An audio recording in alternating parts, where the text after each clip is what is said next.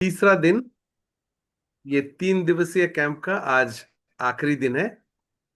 तो इसके पहले कि हम नया नया कुछ सीखे, एक बार फिर से हम रिवीजन कर लेते बहुत ब्रीफली। इसका पहले हमने क्या सीखा था। तो मैं अपना बोर्ड एक बार शेयर कर लेता हूँ। स्क्रीन शेयर करता हूँ, उसके बाद हम अपना क्लास। ओके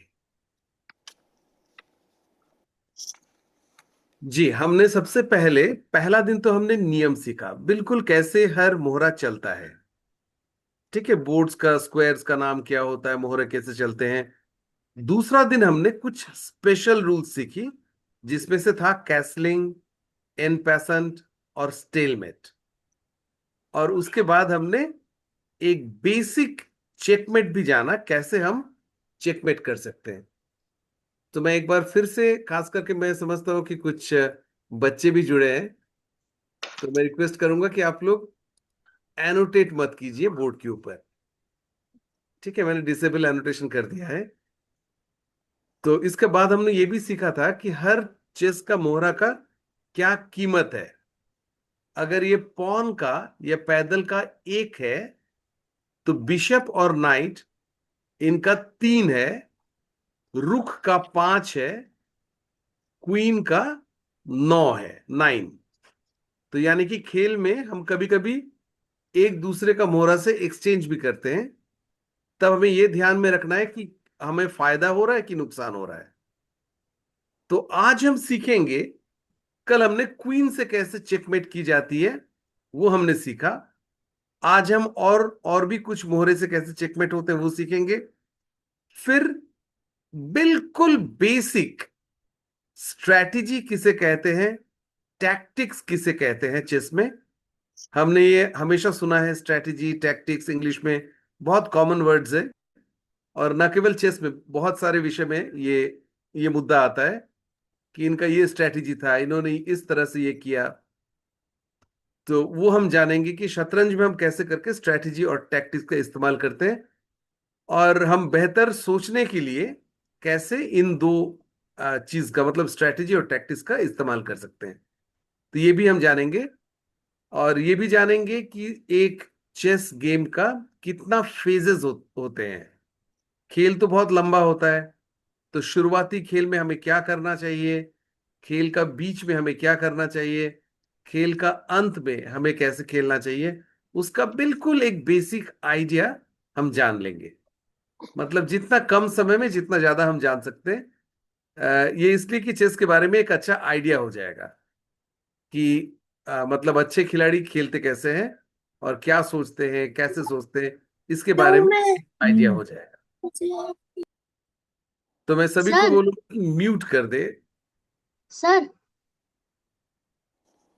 सर जी, कोई कुछ पूछ रहा है? हाँ सर, मैं पूछ रही हूँ। हाँ हाँ, पूछो। सर, आप जो कल बताए थे कि जो क्वीन जो चेकमेट करता है, क्या आप फिर से बता सकते हैं? ठीक है, मैं फिर से बताऊंगा, बहुत जल्द बताऊंगा। सब कुछ याद न रखा करो। मैं सबको, आप लोग सबको मैं निवेदन करता हूं कि चेस में मेमोरी तो बेहतर होता है, लेकिन वो मेमोरी बेहतर करने का एक स्पेशल तरीका है, जिसे हम बोलते हैं पैटर्न रिकग्निशन। यानी कि अपना जीवन में भी हम हर चीज याद रखने का कोशिश नहीं करते, और अगर करेंगे भी तो हम मतलब समर्थ नहीं होंगे, हम हर चीज याद रख भी नहीं पाएंगे। तो हम क्या करते हैं, सिर्फ महत्वपूर्ण चीजों को याद रखते हैं और बाकी सब भूल जाते हैं जानबूझ के, अपना दिमाग को फ्रेश रखते हैं। तो चेस में भी मेरा निवेदन रहेगा, सभी स्टूडेंट्स मतलब हर चीज याद रखने का कोशिश ना करें, सिर्फ इंपॉर्टेंट चीज जो पैटर्न्स है उसे ही याद रखें। तो इसलिए मैं बहुत बार दोहराता हूं, 3 टाइम्स 4 टाइम्स रिपीट करता हूं। वो इसलिए कि हम ओनली इंपॉर्टेंट चीज को रिपीट करते रहें। तो मैं एक बार फिर से क्वीन से मैच करने का चूंकि रिक्वेस्ट आया है, मैं रिपीट करता हूं। तो एक चीज ध्यान देना है, क्वीन हो या रुक हो या किसी भी जब पीस से हम ओपोनेंट को मेट करते हैं, तो सबसे पहले हमें यह ध्यान देना है कि ओपोनेंट का जो राजा है या किंग है वो बीच में रहेगा तो बहुत जगह भाग सकता है। तो उसे फंसाने के लिए हमें कोने में ले जाना पड़ेगा, या तो साइड में, नहीं तो बिल्कुल कोने में। तभी उसको भागने का जगह ज्यादा नहीं रहेगा और फंस जाएगा, मेट हो जाएगा। अच्छा, एक और बात है कि इस तरह का पोजीशन, मतलब एग्जैक्ट ये पोजीशन शायद जिंदगी में ना आए, लेकिन इस तरह का पोजीशन आएगा। हम बोलते हैं सेम पोजीशंस तो नहीं आएंगे, लेकिन सिमिलर पोजीशंस अवश्य आएंगे। तो हम जैसे प्लानिंग जान लेते हैं, कैसे सोचेंगे, क्या करना है हमें, तो हम किसी भी पोजीशन में उस प्लान्स का इस्तेमाल कर सकते हैं। तो यहां से जीतने का बहुत सारे मूव्स है, लेकिन बेसिकली प्लान एक ही है। वो है, उसमें तीन हिस्सा है प्लान का। सबसे पहले अपना ओपोनेंट का राजा को अगर मेट करना है, तो उसे हमें या तो एज में, नहीं तो कॉर्नर में ले जाना पड़ेगा। चाहे किसी भी एज और कॉर्नर हो, यहां भी ले जाने से मेट होगा, इस कॉर्नर में भी मेट होगा, कहीं पर भी होगा, लेकिन बीच में कम से कम नहीं रखना है, क्योंकि बीच में रखने से वो भाग सकता है चारों तरफ। और ये किंग क्वीन से किंग को मेट करना सबसे आसान माना जाता है, इसलिए कि क्वीन बहुत पावरफुल है, ओपोनेंट के पास बिल्कुल कुछ नहीं है, तो वो हार्डली रेजिस्ट कर सकता है, वो बच ही नहीं सकता है। लेकिन फिर भी जीतने का एक सिस्टम है, वो हम फिर से दोहराते हैं। तो हमें क्या करना है, चूंकि ये राजा चारों तरफ भाग सकता है, हमें इसे धीरे धीरे कोने में ले जाना है। कैसे? उसका रास्ता को बंद करना है, उसे कैद करना है। जैसे मैंने यहां से क्वीन को आगे बढ़ा, इतना आगे ना बढ़ो कि वो मेरे किंग क्वीन को मार दे। थोड़ा डिस्टेंस में रखना है ताकि किंग क्वीन को ना मार सके। लेकिन क्वीन जैसे मैंने यहां रखा, तो एक, आप कल्पना कीजिए कि इस तरह का एक, मतलब बॉर्डर बना दिया आपने। किंग इसके पार जा ही नहीं सकता है, ये एक लक्ष्मण रेखा बन चुका है। मतलब किंग यहां चलेगा तो वो इलीगल मूव होगा, क्वीन से चेक होता है। किंग अगर इधर चलना चाहता है, इस रेखा का उस पार, तो इस रेखा में आएगा तो चेक पड़ेगा और जाना मना है। तो इसलिए इस किंग को इस जगह पे कैद रहना पड़ेगा। अब मान लेते हैं ब्लैक का मूव है, ब्लैक ने अपना किंग को पीछे हटा, तो हम क्या करेंगे, अपना क्वीन को थोड़ा सा आगे बढ़ाएंगे, ताकि ये जो कैद खाना है, ये जो प्रिजन है, और छोटा हो जाए। तो क्वीन किंग एक बार फिर से यहां भाग नहीं पाएगा, और इस रेखा को उस पार भाग नहीं पाएगा। तो किंग रेस्ट्रिक्टेड है, बिल्कुल ऐसा रेस्ट्रिक्टेड है कि उसे इसी एरिया के अंदर रहना है। और हम चाहे तो धीरे धीरे क्वीन को और पास ला सकते हैं, इस रेखा को, इस प्रिजन को और छोटा कर सकते हैं। किंग इसका उस पार भी नहीं जाएगा। तो यहां जाएगा, तो हम यहां आए, एक बार फिर से ये भागने का जगह को छोटा किया हमने। वो जैसे यहां गया, हम यहां गए, ताकि यहां भी ना आ पाए। तो किंग एक बार फिर से बिल्कुल कहीं आ नहीं पाएगा, इसी एरिया में वो रेस्ट्रिक्टेड है, कैद हो गया है। तो किंग जैसे यहां आएगा, क्वीन और पास आएगा, किंग यहां जाएगा, तो बिल्कुल हम उसे एकदम लास्ट रैंक पे रोक दिए हैं। अभी इसके ऊपर आ ही नहीं सकता है, और किंग को सिर्फ यहीं जाना पड़ेगा।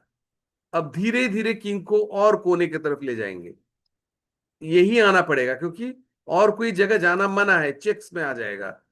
तो इसलिए यहां जाना पड़ेगा, हम यहां जाएंगे।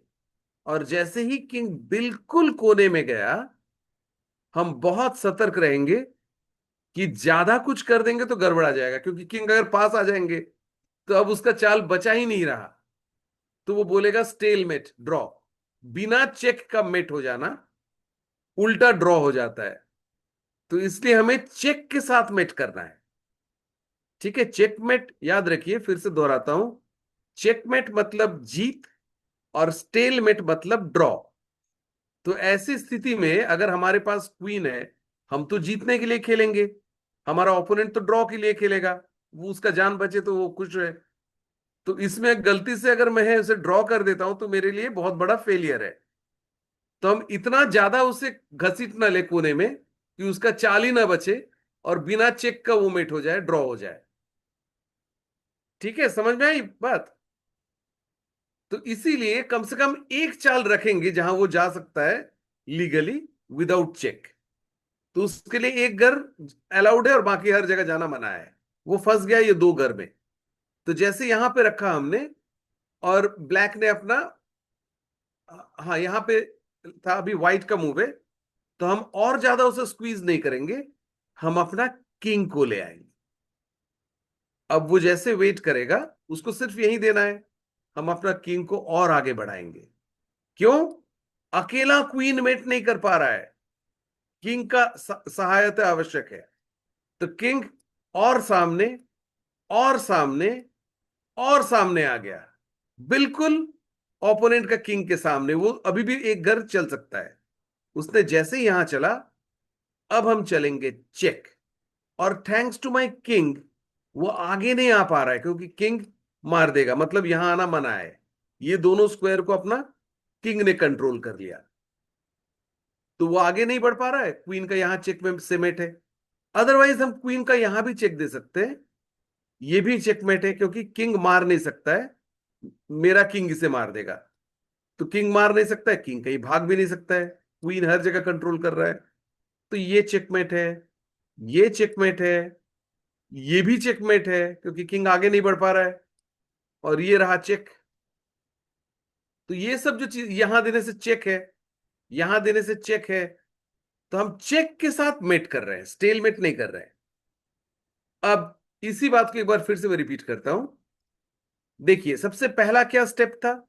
उसको किंग को धीरे धीरे कोने ले जाना। उसमें क्या है, मैं उसका उसका लक्ष्मण रेखा खींच रहा था हर मूव के बाद, और वो लक्ष्मण लक्ष्मण रेखा छोटा हो रहा था। उसका किंग कैद की तरफ, कैद खाना छोटा बन रहा था, तो उसका किंग आगे नहीं बढ़ सकता है, मना है। इस तरफ है, अगर वो यहां भी जाता है, वो अगर बोलता है मैं यहीं पे रहूंगा, मैं पीछे नहीं जाऊंगा, तो मैं बोलूंगा ठीक है, ये सिर्फ ये 3 रैंक तक ही आपका जाना सीमित है। तो वो अगर बोलता है यहां जाओ, तो मैं बोला ठीक है, अब और थोड़ा छोटा किया आपका कैद खाना, यहां जाओ, अब 2 ही रैंक तक सीमित है। तो कहीं भी जाए, मैं छोटा कर रहा हूं उसका जाना। और उसके बाद लास्ट में, वो जब अंत में चला जाता है लास्ट रैंक में, तब उसके लिए सिर्फ यही कुछ स्क्वायर्स बचे हैं, यही जा सकता है। अदरवाइज हर जगह चेक है, जाना मना है। तो जैसे उसने ये गया, क्वीन और पास आया, और पास आया। अब स्टेज 2, पहला स्टेज में क्या था, हमने उसका राजा को कोने में ले गए। अब दूसरा स्टेज में हम इतना कोने में ना ले जाए कि वो स्टेलमेट हो जाए। ठीक है, थोड़ा सतर्क रहना पड़ेगा। और इससे जीवन में भी एक सीख मिलता है कि हम हर सिचुएशन में, चाहे कितना भी जीत क्यों ना हो, हमें हमेशा अलर्ट रहना पड़ेगा। ठीक है, एकदम चेस में विनिंग पोजीशन है, लेकिन थोड़ा भी केयरलेस हो गया तो विन हाथ से निकल के ड्रॉ बन जाएगा, स्टेलमेट हो जाएगा। इसलिए हमें उसे एटलीस्ट ब्रीदिंग स्पेस देना है, कम से कम एक चाल चले जहां पे उसका चेक ना हो। अब तीसरा स्टेज आ रहा है, जहां पे हमने अपना टीम को बुलाया, पास आओ, अकेले में जीत नहीं पाऊंगा। तो इससे हम क्या सीखते हैं, टीम वर्क। अब देखिए, किंग पास आ रहा है, किंग पास आ रहा है। अब वंस किंग पास आ गया, उसके बाद इस किंग का बल पे, किंग का सपोर्ट पे मैं चेक दे रहा हूं। अगर पहले चेक देता तो वो मार देता। मान लेते मैं बिना किंग पास आए ये चेक दे दिया, तो वो मार देगा, है ना। ये चेक दिया तो भाग जाएगा। तो इसलिए हमने उसे बिल्कुल यहां पे रेस्ट्रिक्ट करके रखा है। वो कहीं जा ही नहीं पा रहा है, और मैं किंग को हटूंगा, क्वीन को नहीं हटाऊंगा, उसका किंग सिर्फ यही 2 चाल में कैद है, 2 घर में। तब तक मैं अपना किंग को पास लाया, उसका भागने का घर रोक के, फिर या तो नीचे चेक दिया, नहीं तो सामने चेक दे के मेट किया। ठीक है, थोड़ा लंबा प्रोसेस है, लेकिन वंस यू अंडरस्टैंड, ये बहुत ही आसान है। ठीक है, 2-3 बार प्रैक्टिस कर भी लेना है इसे। लेकिन जीतने का प्रक्रिया बहुत आसान इसलिए है क्योंकि बहुत लॉजिकल है। हम धीरे धीरे ओपोनेंट का किंग को ढकेल के कोने में ले गए, स्टेलमेट नहीं किया, लेकिन एक घर छोड़ दिया उसके लिए, और फिर अपना फैमिली को या अपना टीम को बुला के दोनों मिलके उसे मेट कर दिए। ठीक है, hopeful everything is clear. Sir मैं एक बात पूछूं यहाँ। जी। मैं बहुत ज्यादा नहीं जानती, लेकिन क्या और भी तो हमारे माने है जो हमारे सैनिक है, उनके भी सैनिक है, तो वो भी तो यहाँ सब रहेंगे ना। जैसे आप ये इस किंग को लेकर समझा रहे हैं, लेकिन आसपास तो और भी सारे हैं, हमारे ये हॉर्स भी है हाँ, और पॉन भी है, सब हैं, और बिल्कुल उनके भी बिल्कुल होंगे। बिल्कुल बिल्कुल बिल्कुल, मैं वही आप वो बता रहा हूँ। बहुत अच्छा आपने डाउट पूछा। ये हम सीखने के लिए ये सिचुएशन हमने रखा है, ठीक है, जस्ट सीखने के लिए पर्पस। अब क्या होता है, खेलते खेलते अक्सर सपोज आप जीत रही हैं, आपने ओपोनेंट का सब कुछ मार दिया। फिर अच्छा। मारने के बाद मान लेते हैं ऐसा सिचुएशन आया जब अपना ओपोनेंट का सब कुछ हमने खा लिया और ओपोनेंट हाँ। का कुछ भी नहीं बचा सिर्फ किंग के अलावा। अच्छा। तो वैसा सिचुएशन में हम मेट कैसे करेंगे? मैं एक छोटा सा आपको मैं रिकॉल कर रहा हूं, जैसे ये समझा रहा हूं कि एक बार अलीपुर द्वार बोल के हमारे यहाँ पे एक डिस्ट्रिक्ट है, वो बिल्कुल असम और भूटान बॉर्डर में है। तो वहां का जो डिस्ट्रिक्ट मजिस्ट्रेट थे वो बड़ा चेस का शौकीन थे। तो एक बार मैं गया था, उनसे मिला, और मिलके उन्होंने बोला कि हम मेरा डिस्ट्रिक्ट में चेस का कुछ प्रोग्राम करना चाहते हैं। तो मेरे साथ उन्होंने डिस्कस किया। फिर उन्होंने बोला, उस समय हमारी टीएमसी सरकार थी, तो उन्होंने बोला कि कन्याश्री बोल के बेटियों के लिए हम एक टूर्नामेंट करते हैं स्कूल्स को बुला के। तो बहुत अच्छा एक प्रोग्राम रहा हमारा। तो जो जो स्कूल्स में, मतलब वहां पे वो बहुत इंटरेस्टिंग एरिया है, बहुत आदिवासी रहते हैं, चाय बागान में काम करते हैं, कुछ नेपाली लोग भी रहते हैं और लोकल बंगालीज भी रहते हैं। तो ये हर टाइप का पॉपुलेशन, हर टाइप का स्कूल वहां सरकार ने कह के वो चाय बागान से और हर मतलब जगह से लाके एक स्टेडियम में बच्चियों का चेस का टूर्नामेंट करवाया। तो टूर्नामेंट के पहले चूंकि गवर्नमेंट नोटिफिकेशन गया था, तो उन्होंने क्या किया, वो लोकल जो स्कूल में जो टीचर्स है उन्होंने सब बच्चियों को चेस सिखाया और उनको इकट्ठा किया टूर्नामेंट के लिए। तो मैं पहुंचा पहला दिन और देखा यही सिचुएशन था, हाल था कि बच्चियों तो खेल सकती है, चलने लगी वो, लेकिन कैसे फिनिश करना है आ नहीं रहा था। तो खेल खत्म ही नहीं हो रहा था। वो क्वीन अप है, एक क्वीन ज्यादा है, सब कुछ मार दिया उसने ओपोनेंट का, लेकिन वो मेट करने आ नहीं रहा था। तो पहला राउंड तो बड़ा मुश्किल से खत्म हुआ। फिर मैंने उन्हें कहा कि अब दूसरा राउंड के पहले, दूसरा सत्र मतलब एक टूर्नामेंट में 2 दिन का टूर्नामेंट हुआ था, टोटल हर बच्ची को 9 गेम खेलना था। तो मैंने कहा कि पहला खेल तो खत्म हो गया बहुत मुश्किल से, दूसरा खेल के पहले मैंने स्टेडियम में एक बहुत बड़ा प्रोजेक्टर लगाया और लगा के मैंने ये बेसिक थीम समझाया कि आप मेट करेंगी तो करेंगी कैसे, खेल खत्म कैसे करना है। फिर बच्ची सीख ली और बहुत फास्ट लर्नर है। अगला गेम से बिल्कुल प्रोफेशनल प्लेयर जैसे खेलने लगी, मतलब जीती हुई खेल जीत में कन्वर्ट कर सकती थी। मतलब मैंने कहा ना कि खेल कब खत्म होता है, जब आप अपना ओपोनेंट का राजा को कैद करेंगी। हाँ। अब कैद होगा कैसे? एक तो शुरू में ही कोई गलत कर दिया और हमने कैद कर लिया, वो हो सकता है। लेकिन अगर धीरे धीरे खेल के शुरू में खत्म नहीं हुआ, तब लास्ट में आकर ये सिचुएशन होगा, यहां भी हम उसे हरा सकते हैं। और हराने का तकनीक है कोने में ले जाके मेट करना। हाँ, तो यहाँ मतलब हमारे भी प्यादे खत्म हो चुके हैं, कुछ उनके भी प्यादे खत्म हो चुके हैं, ये हाँ, हमारा एंडिंग बाकी पॉइंट आ गया। बिल्कुल ये सीखने के लिए है। वैसे बहुत कम टाइम ही होता है कि बिल्कुल यही पोजीशन आए, लेकिन जस्ट सीख, अगर यहाँ पे एक दो पैदल है भी, तो भी हमारा मेन एम वही होगा कि उसका किंग को कोने में ले जाके फिर मेट करेंगे। ठीक है। जी तो सर। आइडिया हम सिखाने के लिए एक सैंपल पोजीशन हमने रखा जी सर। कि अगर आपने सब कुछ मार दिया और आपके पास क्वीन बचा है, तब आप कैसे जीतेंगे। ठीक है, क्योंकि यहां से भी कुछ प्लेयर्स मेट नहीं कर पाते। और एक्चुअली मैच में एक नियम है कि अगर आप 50 मूव्स, ओपोनेंट के पास कोई भी पैदल नहीं है और आप 50 मूव से मेट नहीं कर पाए, तो उसे माना जाता है आपको मेट नहीं करने आता है, खेल ड्रॉ। तो आपको 50 मूव्स के अंदर तो मेट करना है। तो इसीलिए मेट करने का एक प्लान होना चाहिए, एक तकनीक, कोने में ले जाके मेट करेंगे। ठीक है, तो ये मैं सिखा रहा हूं। जी सर। तो मतलब सीखने के लिए पर्टिकुलरली ये पोजीशन है। वैसे हम देखेंगे शुरुआती खेल कैसे होता है, मिडिल में कैसे होता है, अंत में कैसे होता है, वो भी हम सीखेंगे। तो ये जानने के बाद हम अगला पोजीशन देखते हैं जहां पे हमारे पास मान लेते हैं, जस्ट अ मोमेंट, हाँ, सिर्फ एक रुक है और बाकी सब मार चुके हैं और ओपोनेंट ने भी सब कुछ मार दिया है। अगर हमारा सिचुएशन ऐसा आता है, क्या हम जीत पाएंगे? अब देखिए, क्वीन तो बहुत पावरफुल है, क्वीन तो रुक और बिशप दोनों का पावर लेके चलता है। लेकिन अगर हमारे पास सिर्फ रुक ही है, तब हम कैसे जीतेंगे? तब भी जीत होती है, क्वीन से थोड़ा कठिन होगा, क्योंकि क्वीन जितना आसानी से ओपोनेंट का किंग को कॉर्नर कर दिया था, रुक है तो थोड़ा सा एफर्ट ज्यादा लगेगा, लेकिन फिर भी हम जीत सकते हैं। तो एक छोटा सा एग्जांपल से हम दिखाते हैं कैसे रुक अकेला किंग को कोने में ले जाके मार मेट करता है। लेकिन देखिए, एक बार फिर से मैं बता रहा हूं, आप लोग को सब कुछ याद रखने का आवश्यकता नहीं है इतना कम टाइम में। आप जस्ट आइडियाज देखिए, और मूल आइडिया आपका याद रहेगा तो फिर आप खुद खेल के भी वैसे कर सकते हैं, ला सकती हैं। You need not remember each move individually, ठीक है, just remember the basic concept. तो कॉन्सेप्ट क्या है? जैसे क्वीन किंग को मेट किया था, बिल्कुल वही कॉन्सेप्ट है। किंग, ओपोनेंट का किंग अगर बीच में रहेगा तो उसे हम चेकमेट नहीं कर पाएंगे।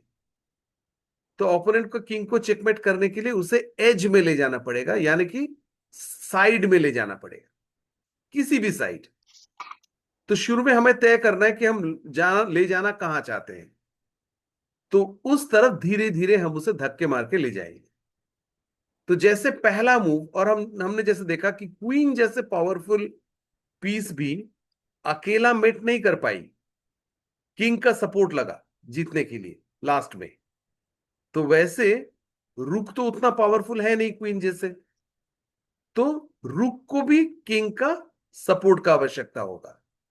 तो इसीलिए किंग आगे बढ़ा, चेक, भागो। तो मान लेते हैं उसका किंग ने यहां भागा, तो हम कहां चलेंगे? किंग का सपोर्ट पे हम रुक को यहां रखेंगे। अब वो इसे मार नहीं सकता है, क्योंकि किंग मार देगा, यहां आना मना है। लेकिन हमने यहां क्यों आया? बिल्कुल क्वीन जैसे। अब मेरा रुक यहां और यहां एक लक्ष्मण रेखा खींच लिया, मतलब किंग यहां आ ही नहीं सकता है, चेक पड़ेगा। यहां आना मना है और आगे बढ़ना मना है। हाँ, मेरा किंग तो है, लेकिन किंग अगर नहीं भी है तो भी आगे बढ़ नहीं पाएगा, क्योंकि मेरा रुक है। तो बिल्कुल उसका किंग इसके अंदर सीमित हो गया, इसके बाहर आ नहीं सकता है। तो मान लेते हैं उसका किंग ने यहां चला, या अगर साइड में चला। अगर साइड में चलेगा तो हम क्या करेंगे? इस रुक को थोड़ा और पास लाएंगे किंग का सपोर्ट से, और ये जो भागने का जो बैरियर है इसे छोटा कर देंगे। किंग यहां जा नहीं पाएगा, रुक का चेक है।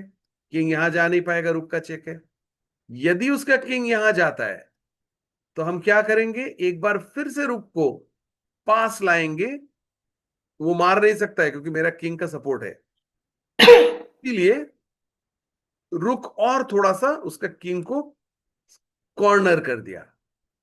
अब मानते हैं उसके किंग अगर यहां चलता है तो मेरा किंग काफी दूर है, अब किंग को पास लाना पड़ेगा। पहले किंग यहां गया, यहां गया, पास लाए, और धीरे से उसको फिर से हम उसका जगह छोटा कर देंगे।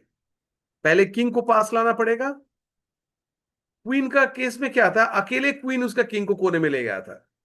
लेकिन जब रुक और किंग का होता है तो किंग और रुक दोनों का टीम वर्क धीरे धीरे करके हम ओपोनेंट को कोने में ले जाते हैं। अगर यहां आया तो हम क्या करेंगे? अपना किंग और पास आएगा और रुक यहां आएगा, ताकि उसका किंग धीरे धीरे फंस रहा है, कोने में जा रहा है। तो जैसे यहां आया तो हमने दिया चेक, भागो। तो उसको बिल्कुल लास्ट रैंक में जाना पड़ेगा, और इस स्थिति में हम अपना किंग को आगे बढ़ेंगे। अब वो स्टेलमेट नहीं हुआ, वो ये दोनों चाल चल सकता है। तो वो जैसे यहां चला, गलती से अगर मैंने ये चला तो खेल ड्रॉ हो जाएगा, क्योंकि उसका किंग कहीं आ ही नहीं सकता, ना इसे मार सकता है। तो उसके पास कोई चाल नहीं है और चेक भी नहीं है। याद है ना, रुक तो सीधा चलता है, कोने में चेक नहीं होगा। तो उसका किंग के लिए एक भी चाल बचा नहीं है, तो ये ड्रॉ हो जाएगा क्योंकि स्टेलमेट है। तो अगर हमें चेकमेट करना है तो हमें चेक देना पड़ेगा, और इस चेक के बाद उसका किंग कहीं भी जा नहीं सकता है। कहीं भी जाए तो हमारा पीस रोक के रखा है। जैसे हम ये दोनों स्क्वायर अपना किंग से रोके हैं, और ये दोनों स्क्वायर हम रुक से रोके हैं, तो उसका किंग का भागने का कोई घर नहीं है, चेकमेट है। तो बेसिक आइडिया वही है। आप सिर्फ इतना देखिए, इस पोजीशन से अगर आपको चेकमेट करना है तो यू करना है। किसी भी कोने में हो सकता है, जहां मेरा किंग पास रहेगा, रुक को हेल्प करेगा, और चेक पड़ेगा, और उसका किंग ना बोर्ड के बाहर जा सकता है ना अंदर रह सकता है। तो this is the checkmating technique. बिल्कुल क्वीन किंग जैसे किंग को मेट करता है, वैसे ही रुक किंग भी करता है, लेकिन थोड़ा एफर्ट ज्यादा लगता है क्योंकि रुक उतना पावरफुल नहीं जितना क्वीन है। ठीक है, कोई क्वेश्चन? अगर कोई भी डाउट है अभी पूछ लीजिए, वैसे हम रिपीट कर सकते हैं काफी बार। सर किंग और दोनों मैंने किंग एक दूसरे को नहीं ये कर सकते ना? नहीं नहीं नहीं, किंग जैसे हमने ये हाँ। चला, तो हमने पहले ही सीखा था ना, किंग का मूवमेंट में एक शर्त होता है। एक तो किंग को हम मार नहीं सकते, और किंग वैसा कोई घर में जा ही नहीं सकता है जहां पे कोई उसे मार सके। जैसे अगर हम चाहे किंग आगे बढ़ना, तो वो पॉसिबल, मुमकिन नहीं है, अलाउड ही नहीं है, क्योंकि वो मार देगा। किंग किंग को मार सकता है? नहीं नहीं नहीं नहीं, कोई ये चल ही नहीं सकता है ना, जाना हाँ। मना है। मतलब कोई किंग को तो कोई मार नहीं सकता है, दोनों का किंग को। ठीक है, फंसाना है हमें। तो यहाँ व्हाइट का किंग तो फंसेगा नहीं, अकेला किंग कैसे फंसाएगा? लेकिन ब्लैक का किंग को व्हाइट फंसा देगा। कैसे फंसाएगा? एक नमूना है, एक एग्जांपल है, इस तरह का सिचुएशन जहां पे उसका किंग रह नहीं सकता है बिकॉज ऑफ चेक, और आगे आ नहीं सकता है क्योंकि हमारा किंग इसे रोक के रखा है। यहां आएगा तो आना मना है क्योंकि हम इसे मार देंगे। मार तो नहीं सकता है, लेकिन आना ही मना है। ठीक है, ये मतलब ये चालू यहां भी आ नहीं सकता है क्योंकि मार देंगे। वैसे मारना अलाउड नहीं है, लेकिन आना भी अलाउड नहीं है, तो ये चेकमेट है। हम्म कोई क्वेश्चन? मैं देख रहा था बीच में कुछ हैंड रेज था। सर, हम्म अगर ये जो रूक है उसके बदले अगर बिशप हुआ तो कैसे होगा? हाँ, स्टेप बाय स्टेप मैं एक एक करके समझा रहा हूं ना, वहां पे आ रहा हूं अभी। ठीक है, I am coming to bishop या नाइट्स। और अभी जो आप समझाए कि जो रूक और किंग जो उसको कोने में करके जैसे ट्रैप करके चेकमेट कर लेते हैं, अगर जो ब्लैक का किंग है, उसके पास भी कोई अगर जैसे रुक या बिशप हुआ तो कैसे करते हैं? अगर ब्लैक के पास भी रूक या बिशप है ना, हम्म। हाँ, तब तो बहुत कॉम्प्लेक्स होगा खेल, वो हम सीखेंगे बाद में। ठीक है, तो अभी हम फिलहाल सिंपल पोजीशन से सीख रहे हैं। अगर कुछ नहीं है तो तुम कैसे जीतोगे? How you can win if opponent has no resistance. ठीक है, अगर ओपोनेंट के पास काफी कुछ है तो फिर लड़ाई होगा, उतना जल्दी जीत नहीं पाएंगे, पहले उसे मारना पड़ेगा, फिर जीतेंगे। है ना, वो तो धीरे धीरे हम सीखेंगे। वो सीखने का बहुत सारा मतलब तकनीक है, लेकिन अभी हम आसान चीज सीख रहे हैं कि कैसे करके जीतोगी अगर उसके पास सिर्फ किंग है और कुछ भी नहीं है। ठीक है। हम्म, समझ गई। हाँ, बहुत कुछ है तो हम धीरे धीरे, फिर तो हमें और कुछ सीखना पड़ेगा। तो उसके लिए वो क्लासेस होंगे, कैसे हम जीतेंगे, कैसे खेलेंगे। ये तो सिर्फ एकदम बेसिक स्ट्रेटेजी हम सीख रहे हैं कि एक क्वीन से कैसे मेट होता है, एक रूक से कैसे होता है। अभी हम सीखते हैं अगर हमारे पास सिर्फ एक बिशप है तब कैसे मेट होगा। सुमित्रा जी ने हैंड रेज किया है, मधु जी। सर, जो आप बता रहे हैं कि स्टेलमेट एंड चेकमेट में, तो जब जी स्टेलमेट हो रहा है तब सर खाली रूक से अपन मतलब उसको किंग को हम लोग हटा नहीं सकते क्योंकि रूक उसका जगह ब्लॉक कर रखा है। पर जब चेकमेट हो रही है तब किंग और रूक बहुत मतलब इस मोहरा से हम लोग उसको रोक रहे हैं। सर इसमें थोड़ा डिफरेंस मतलब हाँ, एक कंफ्यूजन बार हो रहा फिर है से, सर, ये थोड़ा हाँ मैं क्लियर फिर से करेंगे? बताता हूँ, फिर से बताता हूँ। हाँ देखिए, हाँ। अगर ये परिस्थिति है, आप लोग सभी को मैं बोलता हूं कि मैं ये जो सिचुएशंस दे रहा हूं, ये हम्म। मैं जानबूझ के बना के ला रहा हूं ताकि सीखने में आसान हो। ठीक है, ये नहीं कि ऐसे पोजीशन हमेशा आपका खेल में आएगा। हम्म। यहां पर चेकमेट हमने क्या कहा, किसे कहते हैं? चेक और किंग भागने का कोई उपाय नहीं है, उसे बोलते हैं चेकमेट। और जी। स्टेलमेट किसे बोलते हैं? बिना चेक का किंग का चलने का जगह नहीं है, तो उसे स्टेलमेट बोलते हैं। तो इस स्थिति में जैसे हम यहां चलते हैं, तो हमने दिया चेक, मारेंगे, हम बोल रहे हैं भागो, चेक, और वो कहीं भाग नहीं पा रहा है क्योंकि उसको, वो जहां भी भागेगा वहां जाना मना है। तो इसे बोलते हैं चेकमेट। यहां व्हाइट जीत गया खेल। अगर गलती से व्हाइट यहां चलता तो अब तो चेक नहीं है, क्योंकि रुक तो सीधा चलता है ना, चेक नहीं है, हम मारने का धमकी दे हम्म। नहीं रहे। लेकिन उसका किंग का चलने का कोई भी जगह नहीं है। किंग अगर इसे मारना चाहता है तो मेरा किंग का सपोर्ट है, हम भी मार देंगे, इसलिए यहां आना मना है। यहां आएगा तो मना है, क्योंकि रुक और किंग दोनों से मरता है। आप लोग को मैंने पहला दिन कहा था ना कि किंग वैसा घर में जा ही नहीं सकता है जहां उसे मारा जा सकता हो। तो किंग यहां आ ही नहीं सकता है क्योंकि रुक का चेक पड़ेगा। तो किंग यहां पर फंस गया है और चेक भी नहीं है, तो ये खेल उल्टा ड्रॉ हो जाएगा। ब्लैक बोलेगा कि मेरे पास तो चाल ही नहीं है, आपने छोड़ा ही नहीं मेरे को कुछ करने के लिए, तो ये आपका गलती है, तो खेल तो ड्रॉ है। अगर मैं चेक देता तो मैं बोलता चेक और मेट, मतलब शह और मात। लेकिन स्टेलमेट मतलब हमने बिना चेक का ही मात कर दिया, तो उल्टा मेरे ऊपर भारी पड़ेगा, तो ये ड्रॉ हो जाएगा।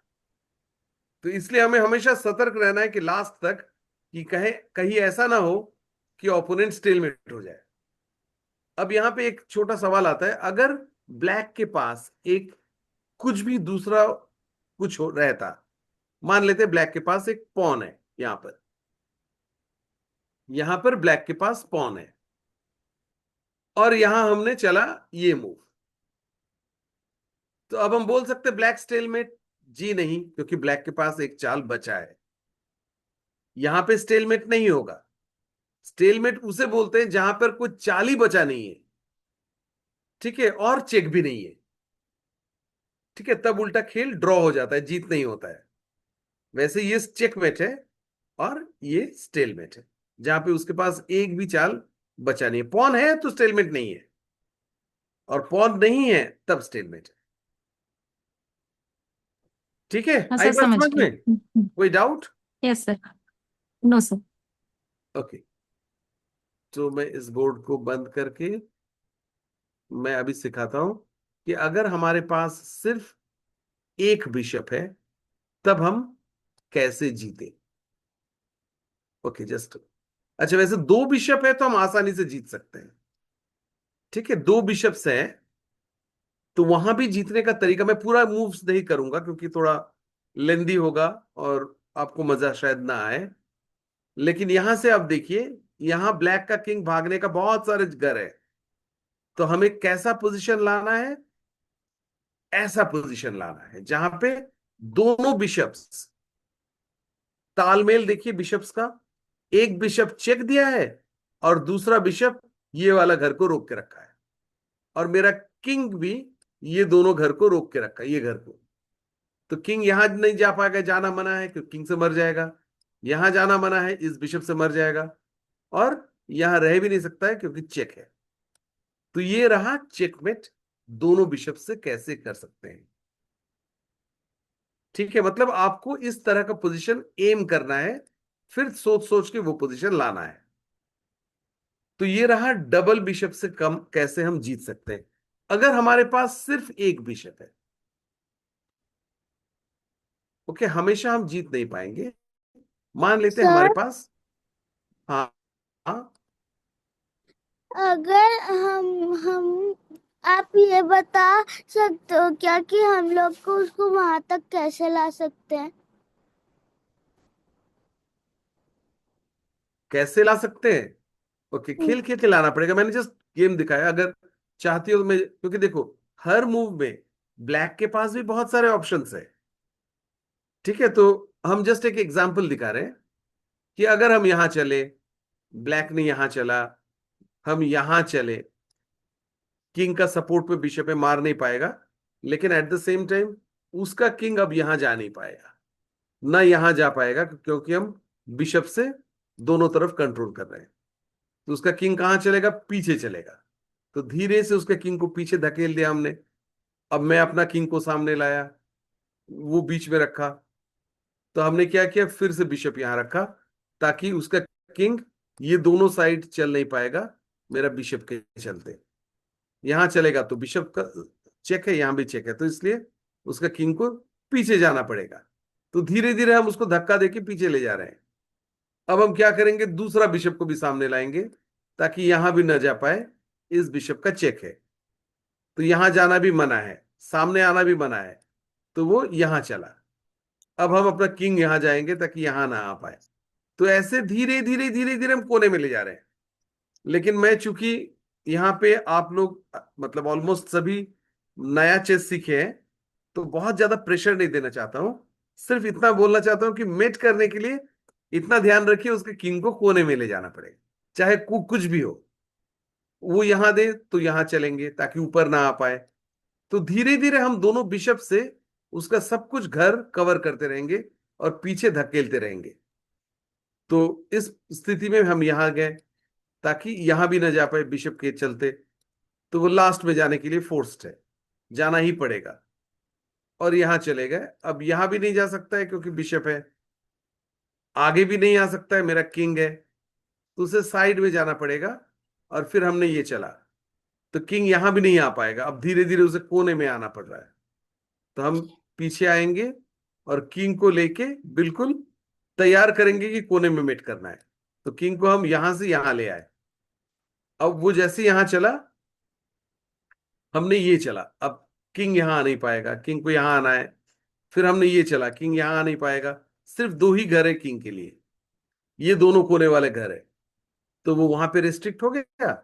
फिर हमने क्या चला, ये चेक चला और ये चेक चला, मेट कर दिया।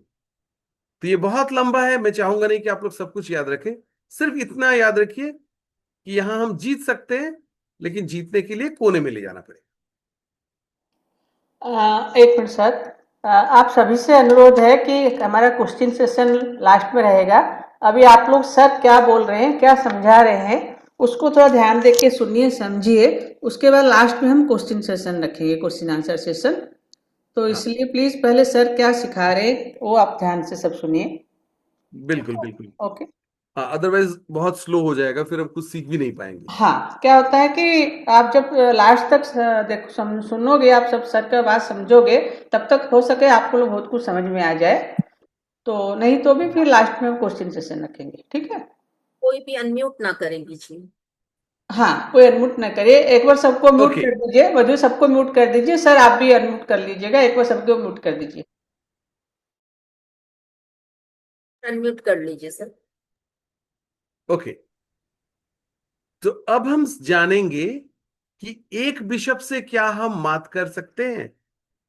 अच्छा, अभी हम जो कुछ भी सिखा रहे हैं इसलिए कि आप लोग का एक कॉन्सेप्ट होगा कि खेल जीतने के लिए हमें कौन सा पोजीशन टारगेट करना पड़ेगा। तो देखिए, चेस का नियम ऐसा है कि एक बिशप से चाहे हम उसे कितना भी कोने में ले जाए, चेकमेट नहीं होगा, भले स्टेलमेट हो जाए। अगर हमारे पास दूसरा बिशप रहता, दो बिशप से तो कर देते, लेकिन यहां पर आप उसे कितना भी कोने में ले जाइए, अगर आप बिशप यहां रखेंगे तो उसका किंग के लिए एक भी चाल बचेगा नहीं। और चूंकि बिशप टेढ़ा चलता है, तो यहां पर चेक भी नहीं है, तो बिना चेक का वो मेट हो गया।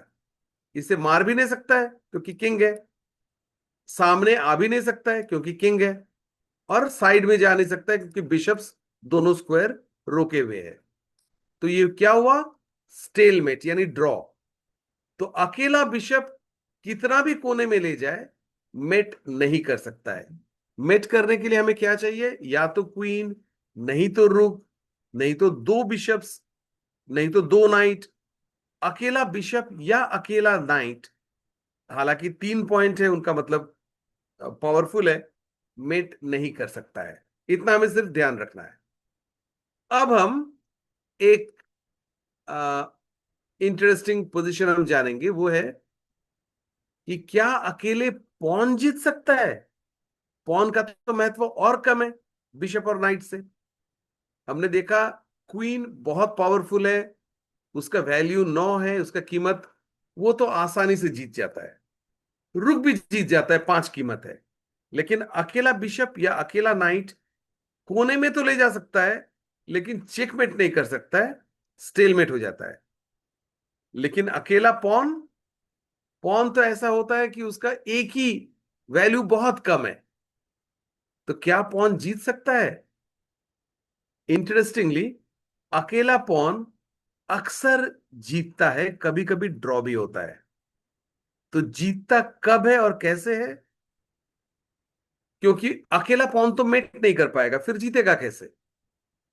ये जो पॉन है, हमें याद रखना है कि पॉन प्रोमोट होने के बाद वो क्वीन में बदल सकता है, हमें इसके बदले में क्वीन मिलेगा, फिर क्वीन से आसानी से हरा देंगे।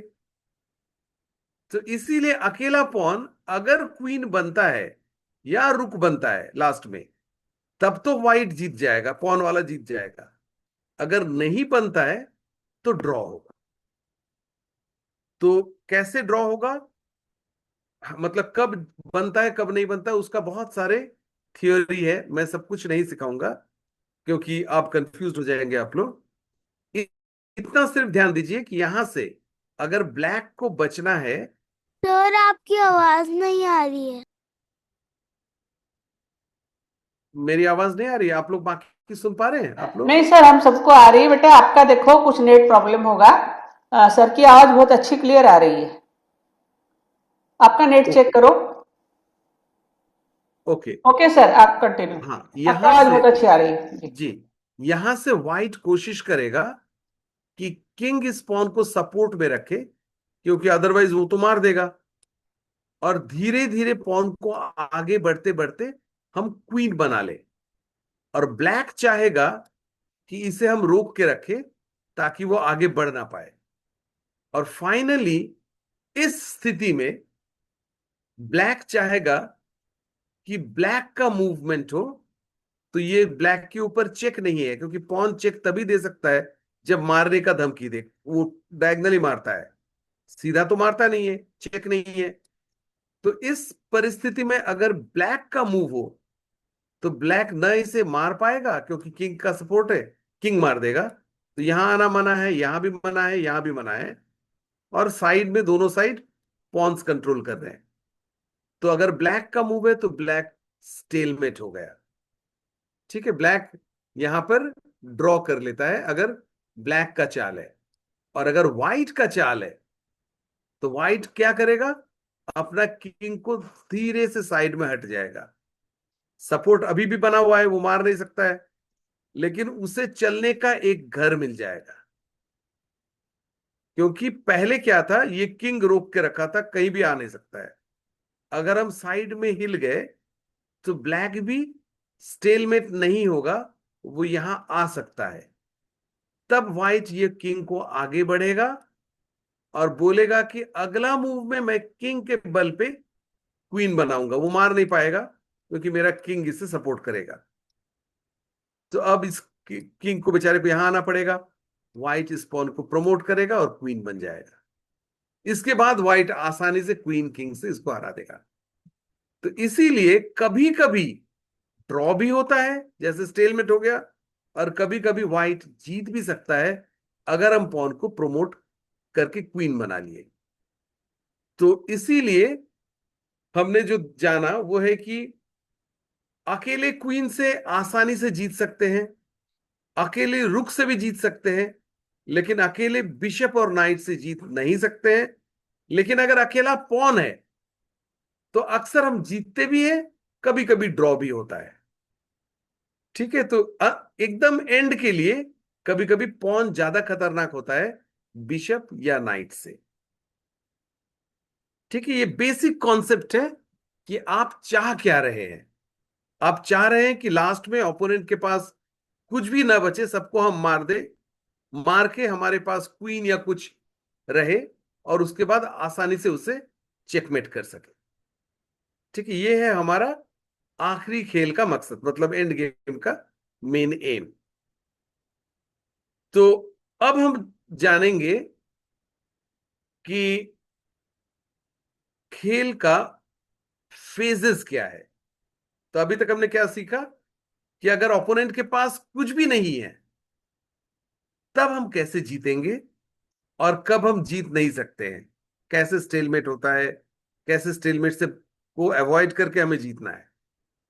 तो अभी हम जानेंगे एक मतलब दूसरा टॉपिक पे आ रहे हैं जो बहुत महत्वपूर्ण है। वो है कि खेल का 3 स्टेजेस होते हैं। तो एक एक स्टेजेस में हमें क्या करना चाहिए, पहले तो वो स्टेजेस है क्या, और उस स्टेज के दौरान हमें क्या एम करना चाहिए। और लास्ट में मैं सिर्फ एक टैक्टिक्स सिखाऊंगा, टैक्टिक्स और स्ट्रेटेजी किसे कहते हैं, और उसके बाद एक छोटा सा आइडिया दूंगा टैक्टिक्स क्या है। तो अभी हम सीखते हैं कि चेस खेल का 3 कौन कौन सा स्टेज होते हैं। तो ये इंपॉर्टेंट इसलिए है, एक स्तर में हमें सोचने का शैली एक एक जैसा रखना पड़ेगा। मतलब खेल का शुरू में हम जैसे सोचते हैं, अंत में हम वैसा नहीं सोचेंगे। ठीक जैसे मतलब बचपन में हम जो सोचते थे, जब मिडिल एज होता है हम दूसरा ढंग से सोचते हैं, हमारा प्रायोरिटीज चेंज हो जाती है, और जीवन का अंत में हमारा प्रायोरिटीज बदल जाती है। तो उसी तरह चेस में भी एक एक स्टेज में एक एक प्रायोरिटी रहता है। तो जब हम खेल शुरू करते हैं तो हमारा जो मोहरे हैं वो ऐसे सेटिंग रहता है। तो हमें क्या सोचना चाहिए कि जल्दी जल्दी हम अपना मोहरे को कैसे निकले बाहर, क्योंकि ये एक जंग है। जो जितना जल्दी निकल पाएगा वो उतना जल्दी अटैक कर पाएगा। ठीक है, तो पहला मूव, बहुत सारे होते हैं लेकिन हम कुछ भी दे सकते हैं, लेकिन मेन उद्देश्य होना चाहिए कि हम जल्दी जल्दी अपने मोहरे को कैसे बाहर निकालें। जब हम निकलते हैं उसे हम इंग्लिश में बोलते हैं ओपनिंग स्टेज। जो शुरुआती खेल है उसे इंग्लिश में हम बोलते हैं ओपनिंग स्टेज। तो ओपनिंग का मेन ऑब्जेक्टिव होता है कि अपना पीसेस को जल्दी डेवलप करें। ठीक है, हिंदी में हम बोल रहे हैं कि कैसे निकले बाहर, तो इंग्लिश में बोलते हैं कैसे डेवलप करें।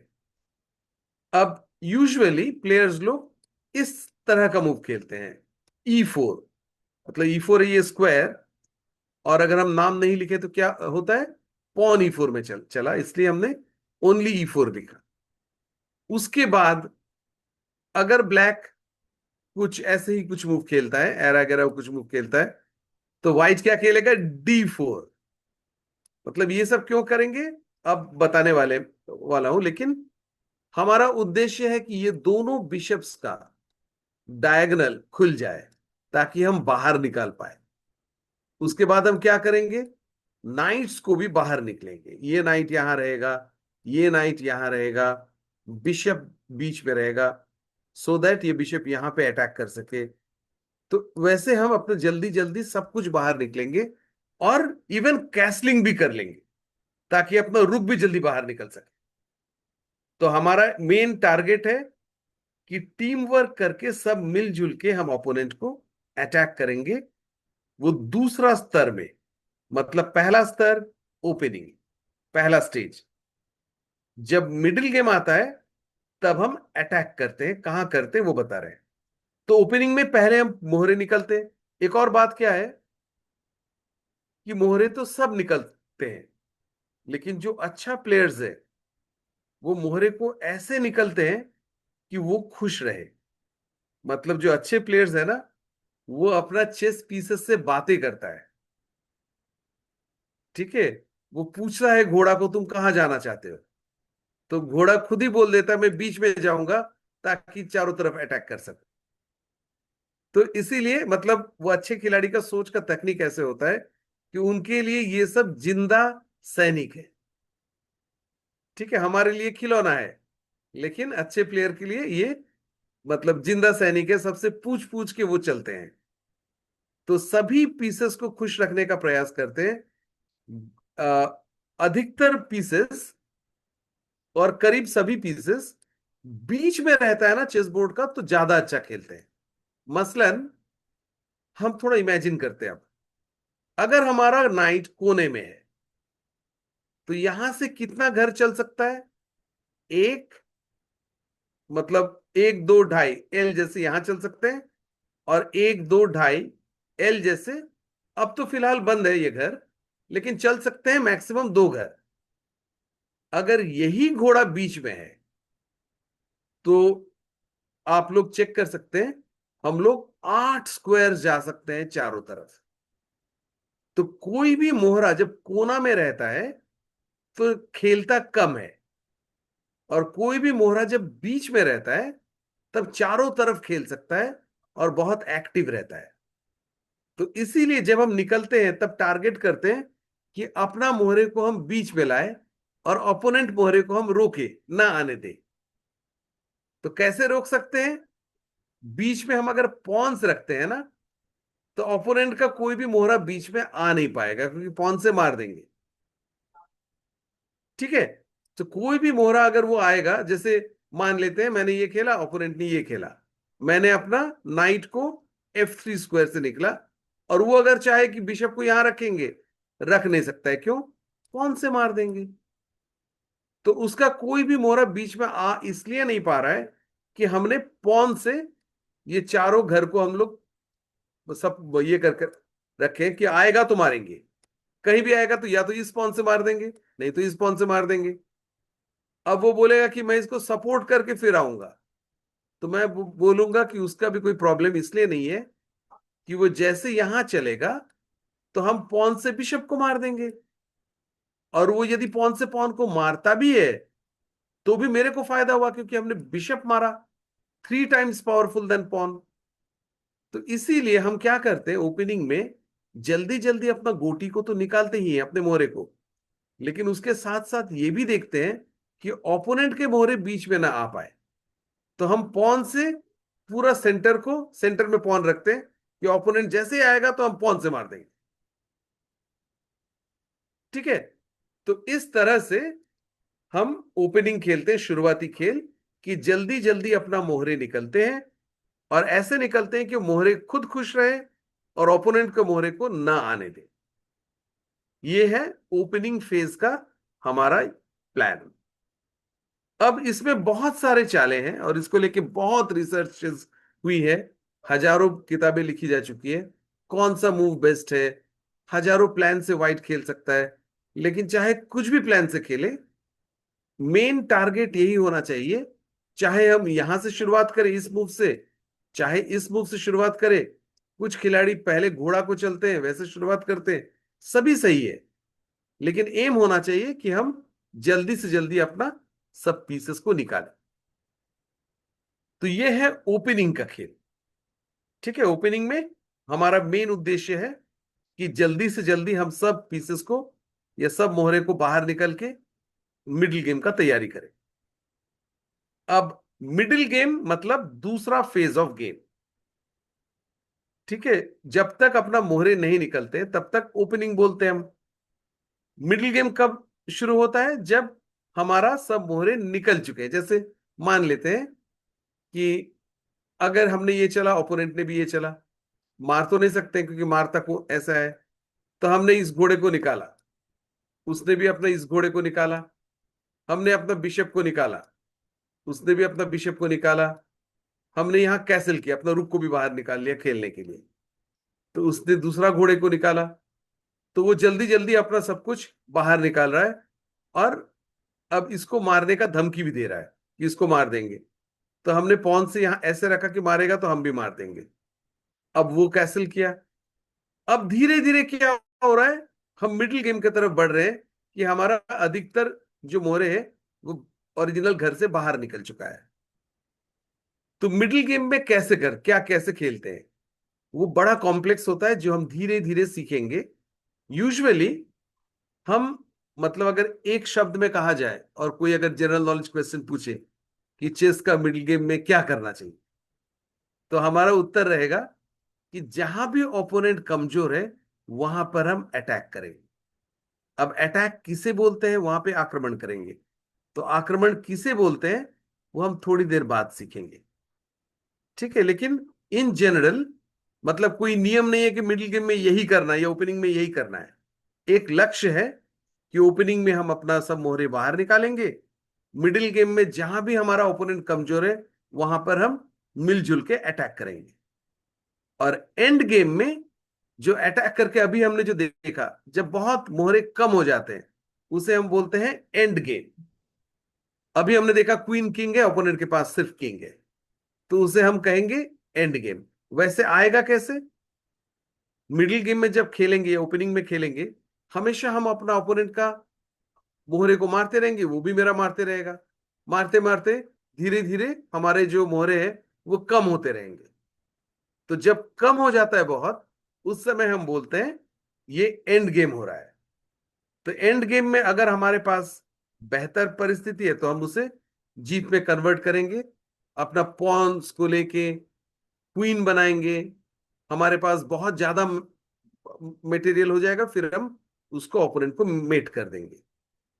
तो ये तीन बेसिक फेज है, ओपनिंग, मिडिल गेम और एंड गेम, ठीक है।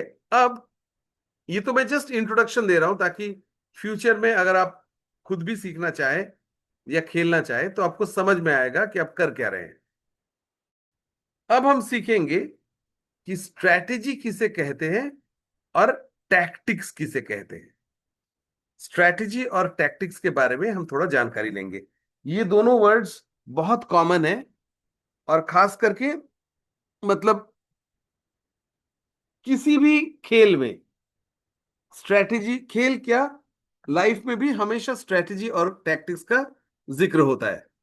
तो होता क्या है चेस का संदर्भ में, मतलब मैं बहुत आसान भाषा में सिखाऊं तो स्ट्रैटेजी का मतलब है हमें क्या करना है, क्या, व्हाट टू डू, उसे हम बोलते हैं स्ट्रैटेजी। और टैक्टिक्स माना जाता है हाउ टू डू, कैसे करेंगे, ठीक है। अब जैसे हमने पहला पोजीशन दिखाया आज कि हमारे पास क्वीन किंग है, ओपोनेंट के पास सिर्फ किंग है, तो हमारा स्ट्रेटेजी क्या होगा? किंग को कोने में ले जाना है, वो हमारा स्ट्रेटेजी है, क्या करना है। और टैक्टिक्स कैसे होगा? धीरे धीरे जो हम ले जा रहे हैं उसका लक्ष्मण रेखा बना बना के, तो वो सब जो है वो टैक्टिक्स है, कैसे हम अपना जो हम चाहते हैं उसे हासिल कर रहे हैं, हर मूव, हर डिटेल, उसे हम टैक्टिक्स कहते हैं। तो टैक्टिक्स का और भी कुछ परिभाषाएं हैं और भी कुछ डेफिनेशन है। तो टैक्टिक्स उसे भी कहते हैं कि अभी क्या हो रहा है, जैसे कैसे कर रहे हैं, अभी क्या हो रहा है, बिल्कुल प्रेजेंट में रहना, उसे हम बोलते हैं टैक्टिक्स, ठीक है। तो कभी कभी क्या होता है, कुछ लोग बहुत अच्छा प्लानिंग करते हैं, हमें ये करना है वो करना है बहुत कुछ, लेकिन वो हकीकत में नहीं रहते हैं कि अभी हो क्या रहा है, ठीक है। वो घर में आग लग गया है, वो प्लान कर रहे हैं महल बनाएंगे, तो पहले तो भागो फिर तो महल बनाएंगे, पहले बचो। तो वो है स्ट्रेटेजी और टैक्टिक्स। टैक्टिक्स मतलब वर्तमान में हो क्या रहा है, कैसे कर रहे हैं हम, और टैक्टिक्स से करना क्या है। तो दोनों बहुत इंपॉर्टेंट है चेस में, कि कुछ कुछ लोग बोलते हैं टैक्टिक्स ही इंपॉर्टेंट है, स्ट्रैटेजी बकवास है, और कुछ बोलते हैं स्ट्रैटेजी सब कुछ है, टैक्टिक्स से कुछ भी नहीं होता। लेकिन दोनों गलत है, क्योंकि स्ट्रैटेजी के बगैर टैक्टिक्स हो नहीं पा, है नहीं, असंपूर्ण है, और टैक्टिक्स के बगैर स्ट्रैटेजी भी असंपूर्ण है। तो फिर एक बार फिर से आप लोग को ओवरवेलम करने के पहले मैं एक मतलब एक ही लेसन देना चाहता हूं टैक्टिक्स के बारे में या वीकनेस के बारे में, वीकनेस किसे कहते हैं और क्या। तो जैसे हमने अभी देखा कि मिडिल गेम में हम चाहते हैं कि हमें हमेशा वीकनेस पे अटैक करते हैं, कहां ओपोनेंट का कमजोरी है वहां पर हम हावी हो जाने का कोशिश करते हैं, और अगर हमारा कमजोरी है तो उसे हम बचाने का कोशिश करते हैं। तो एक बहुत सिंपल मैं एग्जांपल्स के माध्यम से वीकनेस का परिभाषा मैं देना चाहता हूं, वीकनेस होता क्या है। मान लेते हैं, और अटैक क्या होता है, अगर दोनों ने अपना पॉन यहां चला और हमने अपना घोड़ा को यहां से निकाला, एक दो ढाई, एल जैसे यहां निकाला। अब मेरा आइडिया है, मेरा प्लान है कि अगला मूव में मैं एक दो ढाई करके इसको मार दूंगा। ठीक है, अगर उसने ख्याल नहीं किया, अगर उसने ऐसा कुछ मूव किया, दूसरा मूव किया, तो मैं चाहूं तो इसे भी मार सकता हूं, चाहूं तो बिशप से भी इसे मार सकता हूं। मैं एक पॉन आगे हो जाऊंगा। ठीक है, खेल में मेरा एक पॉन का बढ़त हो जाएगा। वैसे पॉन का बढ़त से हार जीत नहीं होता है तुरंत, तो बाद में अल्टीमेटली यही पॉन हो सकता है कि खेल का अंत में एक्स्ट्रा पॉन रहेगा मेरे पास, वो क्वीन बन जाएगा और फिर क्वीन से हम चेकमेट कर देंगे। बहुत लंबी कहानी है, लेकिन इसको मारने का मेरा प्लान है, मैं धमकी दे रहा हूं इसको मारूंगा। तो इसे हम बोलते हैं अटैक किया हमने। ठीक है, अब अगर हमारा ओपोनेंट इस तरह का कोई मूव करता है, अब अटैक करने पे कर क्या सकते हैं? अगर किसी ने हमारे ऊपर हमला किया तो हम क्या करेंगे, उसका मैं एक एग्जांपल दिखाता हूं।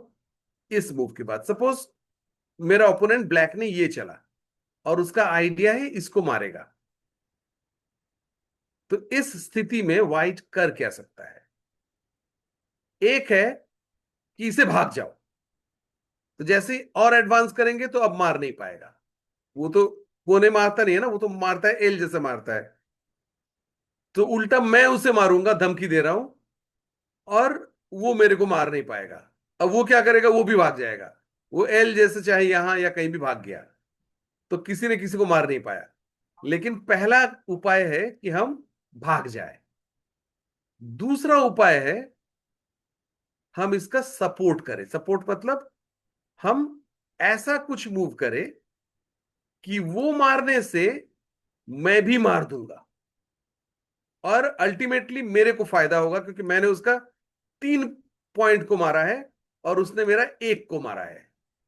ठीक है, पॉन्स का वैल्यू 1 रुपया है और इसका वैल्यू 3 है, तो हमने एक के बदले 3 को मारा है, इसलिए हम इसको सपोर्ट दे देंगे कि आप मार नहीं सकते हो, मारोगे तो मैं ज्यादा मार दूंगा आपका। तो ये दूसरा उपाय है बचने का। ठीक है, और तीसरा उपाय है, वो नाइट का केस में नहीं हो पाएगा, लेकिन तीसरा उपाय है कि मान लेते हैं कि, अच्छा अटैक का एक और बात है कि जैसे हमने ये दिया, उसने ये दिया और हमने ये दिया, ये तो बच गए। अब वो अगर फिर से अपना पॉन आगे बढ़ता है और वो अगर बोलता है कि मैं मारूंगा, मैं बोलूंगा मैं बचा लूंगा, मेरा तो बचा हुआ है, लेकिन वो बोलेगा मैं फिर से मार दूंगा, तो यहां पर क्या हो रहा है, उसका 2 अटैक है, मेरा एक डिफेंस है। तो इसे भी हम बोलते हैं अटैक करना। मतलब वो दोबारा मार देगा और मार के एक पॉन आगे रहेगा, और मैं एक ही चीज से डिफेंस कर रहा हूं। ठीक है, तो इसे बोलते हैं अटैक करना, मतलब मैं मारने का धमकी दे रहा हूं। कभी कभी यह भी होता है कि जैसे यहां हुआ और मैंने अपना क्वीन को बिशप जैसे यहां पे चला, क्वीन तो बिशप और रुक जैसे चल सकता है, और ब्लैक ने यहां चला और चल के धमकी दिया कि मेरा क्वीन को मारेगा, एल जैसा। अगर मैं कहूं कि मैं इसे सपोर्ट दे दूंगा, आप मारोगे तो मैं भी मार दूंगा, लेकिन सपोर्ट के बावजूद भी वो मार देगा क्योंकि इसका वैल्यू कम है। वो मेरा 9 मारेगा, मैं उसका 3 मारूंगा, तो फायदा तो ब्लैक को होगा। इसलिए ये सपोर्ट हो नहीं सकता है, अब हमें भागना पड़ेगा। तो सपोर्ट तब होता है जब जब ओपोनेंट का ज्यादा महंगा पीस मरेगा, उसे हम बोलते हैं सपोर्ट। जैसे मैं ये दिया, वो ये दिया, अगर मैं मारूं वो मार देगा, इसे कहते हैं सपोर्ट, क्योंकि ब्लैक को फायदा होगा। ठीक है, तो हमें हमेशा कैलकुलेट करना है कि जब मारपीट होता है तो किसको फायदा ज्यादा होगा, और अटैक कौन कर रहा है, हमें बचना है कि नहीं बचना है। कभी कभी ऐसा होता है कि आ, जैसे हमने मान लेते हैं कि हमने ये चला, आ, हमने ये चला, मैं एक एग्जांपल दिखा रहा हूं। अब इस तरह का कोई सिचुएशन हुआ। अब मेरा एम है कि मैं इस पॉन को मारूंगा, क्योंकि इस पॉन के ऊपर कोई भी सपोर्ट नहीं है, कोई मार नहीं सकता मेरे को। तो वो क्या कर सकता है? एक तो भाग सकता है, ऐसा मूव दिया कि अब मैं मारूंगा तो वो पॉन से मार देगा। तो अब मैं उसे मार नहीं सकता हूं क्योंकि मेरा फायदा नहीं होगा। वो चाहे तो कैसल कर सकता है, अब मारूंगा तो वो किंग से मार देगा, तो ऐसे भी बच बच सकता है। और एक और उपाय है, वो है कि इस रास्ते को रोक लिया, ये घोड़ा यहां चल दिया। अब मैं घोड़ा को जंप करके इसे मार नहीं सकता हूं, और घोड़ा को भी नहीं मार सकता हूं क्योंकि वो मार देगा, फायदा उसका होगा। तो कभी कभी मूव करके बचते हैं, कभी कभी डिफेंस करके बचते हैं, किंग से इसका डिफेंस हो गया। कभी कभी रास्ता रोक देते हैं, वैसे भी बचते हैं। ठीक है, तो डिफेंस का यही तकनीक होता है कि हमेशा एक टाइप का डिफेंस नहीं होता, तरह तरह का डिफेंस होता है। तो अटैक किसे की जाती है? जिसका कम सपोर्ट है या जिसका सपोर्ट है ही नहीं, या अगर सपोर्ट है भी तो जिसका कीमत ज्यादा है, तो उसे हम अटैक बोलते हैं, अटैक करते हैं, वो कमजोरी है। और उसे बचने के लिए हम भागते हैं या रोकते हैं अटैक, या सपोर्ट करते हैं। तो ये रहा एक अप्रोक्सीमेट अटैक और डिफेंस का कहानी। ये अटैक किसे कहते हैं, डिफेंस किसे कहते हैं। और कोई अटैक कर रहा हो तो हमें बचना है, अगर मैं अटैक कर रहा हूं वो नहीं बचा तो मैं मार दूंगा। तो वैसे मारते मारते मारते मारते लास्ट में मेरे पास जब बहुत ज्यादा मटेरियल सुपीरियरिटी होगा, काफी आगे रहेंगे, तब हम अपना ओपोनेंट का किंग को कोने में लेके मेट करेंगे। ठीक है, तो ये है basic attack defence strategy tactics का परिभाषा। अब हमको लगता है ऑलमोस्ट टाइम हो गया है हमारा क्वेश्चन आंसर सेशन के लिए। तो इससे ज्यादा बोलने से शायद फिर से कंफ्यूजन होगा एक दिन में। तो एक बार फिर से हम ओपन करते हैं। जी सर। जितना भी आज आपने सीखा है या आज के पहले भी, उसके बारे में अगर आपका कुछ स्पष्ट नहीं है या कुछ सवाल है तो इस समय आप क्लैरिफाई कर सकते हैं। मधु जी, और किसी का भी ओपन। सवाल है तो हाँ। आप लोग रेज हैंड कर सकते हैं, वन बाय वन पूछें। क्योंकि आज अपने लोग की समापन क्लास है, 3 दिवसीय, सर ने बहुत ही अच्छे से समझाया है। अ, तो आज आप लोग पूछ लीजिए। इसके बाद हम लोग का विचार रहेगा कि आप लोगों के लिए रेगुलर क्लास को हम लोग शुरू कर सकें। वो सम्मेलन से खबर दे दी जाएगी, आप लोगों को सूचना मिल जाएगी। तो अभी फिलहाल क्लास रिलेटेड आप लोग के कोई भी सवाल है बहनों के, तो आप लोग रेज हैंड कीजिए और अनम्यूट करके अपने सवाल पूछ सकती हैं। आप अनम्यूट कर सकते हैं खुद से। सुमिता जी, आप पूछिए अपना सवाल।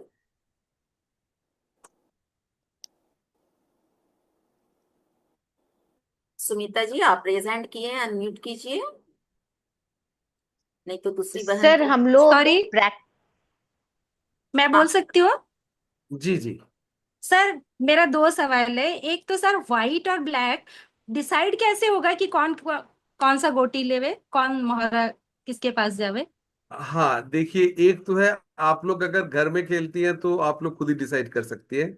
अच्छा। अगर टूर्नामेंट मैच में खेल होता है तो वहां एक सिस्टम रहता है कंप्यूटराइज्ड। ओके। तो वो कंप्यूटर ही डिसाइड करता है कि मतलब कौन सा मैच में कौन खिलाड़ी व्हाइट खेलेगा, कौन ब्लैक खेलेगा। सर इसमें क्या कुछ फायदा होता है क्या, व्हाइट लेने से ज्यादा फायदा या ब्लैक लेने से? ऑलमोस्ट नहीं होता है। कुछ लोग का मानना है चूंकि व्हाइट शुरू करता है खेल, हम्म। इसलिए व्हाइट को थोड़ा फायदा है, और कुछ लोग इसे नहीं भी मानते। लेकिन वो फायदा इतना कम है कि उससे हार जीत नहीं होती है।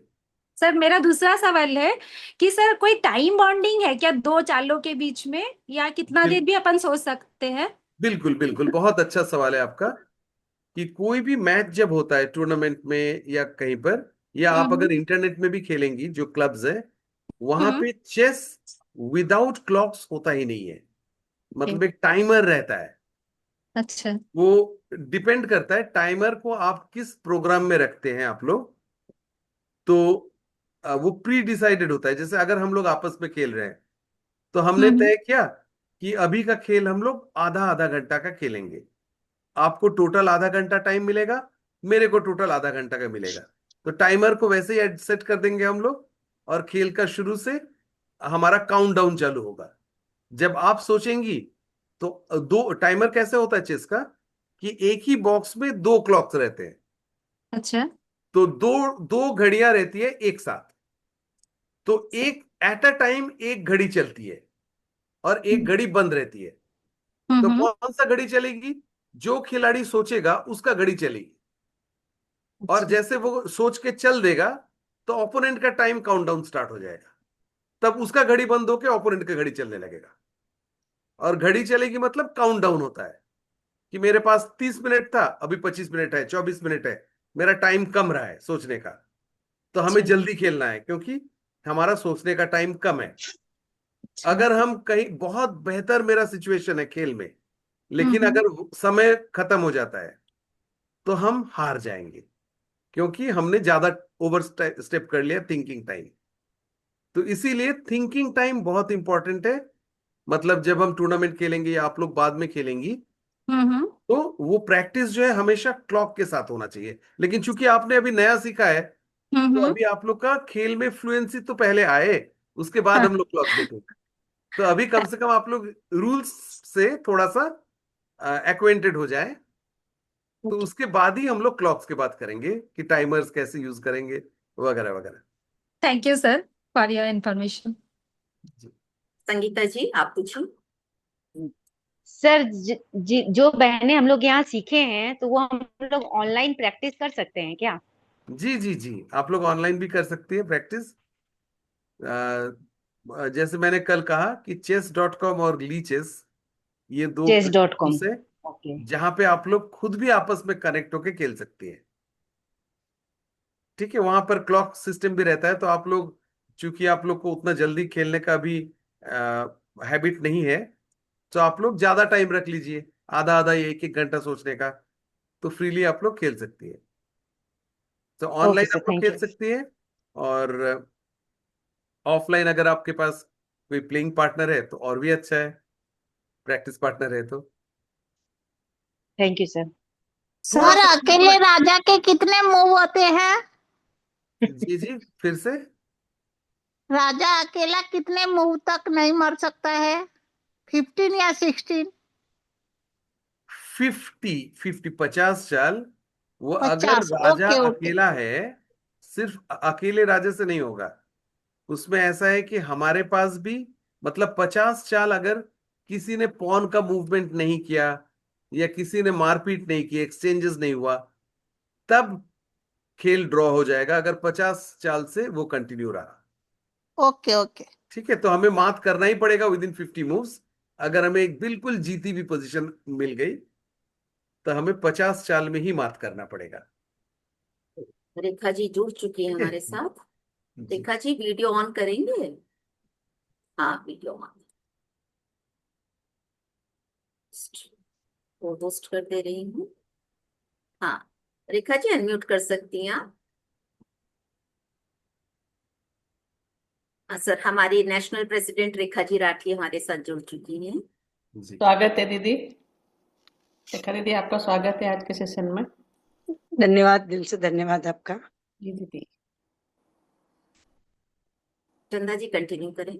हाँ, मैं अभी बिंदु तो आमंत्रित करती हूँ हमारी आदरणीय अध्यक्ष रेखा राठी जी, जो हमारे बीच में उपस्थित है।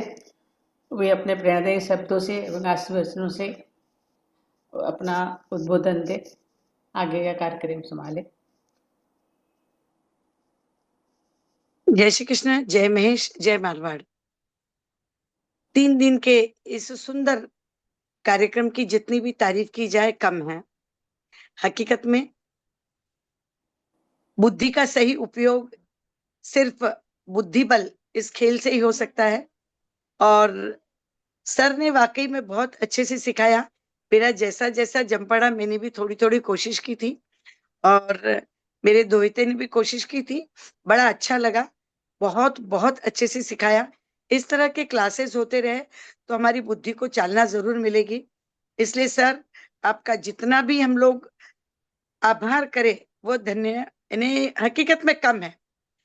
हम अपने आप को धन्य महसूस कर रहे हैं कि आप जैसे ट्रेनी से हमारी मुलाकात हुई, हम भविष्य में भी आपसे जुड़ते रहेंगे। सारे प्रकल्प प्रमुख का दिल से धन्यवाद, मधु जी का दिल से धन्यवाद, चंदा जी ने बहुत ही सुंदर ढंग से इसका पूरा सफल आयोजन किया। आप सभी का धन्यवाद, और जो भी इसमें सहभागी हुए विशेष उन लोगों का धन्यवाद, क्योंकि वो सहभागी हुए इसीलिए ये कार्यक्रम सफल रहा। और जो सहभागी नहीं हो पाए, बस मैं उनको यही कहूंगी कि उनके बैड लक, कि इतना अच्छा हम लोगों ने बहुत अच्छा 3 दिवसीय ये शिविर का आयोजन रखा था।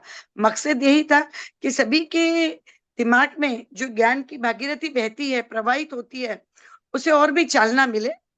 पर ठीक है, जो कुछ नहीं जुड़ पाए वो आगे और जुड़ेंगे। सर से हम लोग बार बार सर को तकलीफ देते रहेंगे। और पुनश्च सर, आपका दिल से अखिल भारतीय मारवाड़ी महिला सम्मेलन राष्ट्र की ओर से आपका बहुत बहुत आभार, धन्यवाद, शुक्रिया। धन्यवाद। बोलना चाहेंगे